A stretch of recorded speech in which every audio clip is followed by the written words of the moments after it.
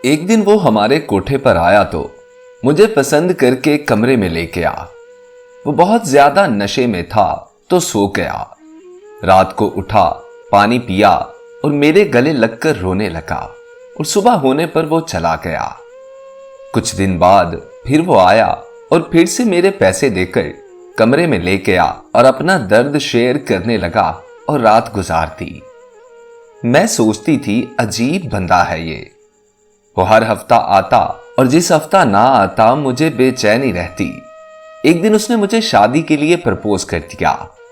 मैं मजाक में हंसने लगी तो मुझे कमरे से बाहर लेके आ, कोठे वाली को मेरी कीमत दी और मस्जिद में ले जाकर मुझसे निकाह कर लिया। यकीन नहीं आ रहा था कि मेरी किस्मत में भी ये सब हो सकता है। फिर वो मुझे वहां से बहुत दूर ले गया। वो घर में हफ्ते में एक ही बार आता था क्योंकि वो पहले से शादीशुदा था। फिर एक दिन अचानक गायब हो गया।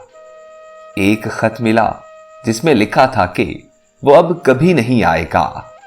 मुझे माफ कर देना और हमारे बेटे का ख्याल रखना। वो इतना कुछ बनाकर छोड़ गया है कि किसी के आगे हाथ नहीं फैलाने पड़ते।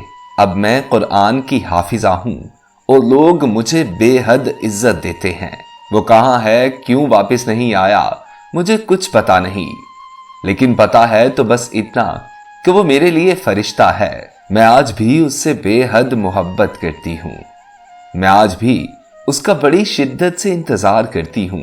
वो आएगा एक दिन मुझसे और अपने बच्चे से मिलने, तो उसे बताऊंगी कि वो मेरे लिए क्या है। फिर वो शायद कभी वापस नहीं जाएगा। वो एक दिन लौट कर आएगा। वो जरूर आएगा।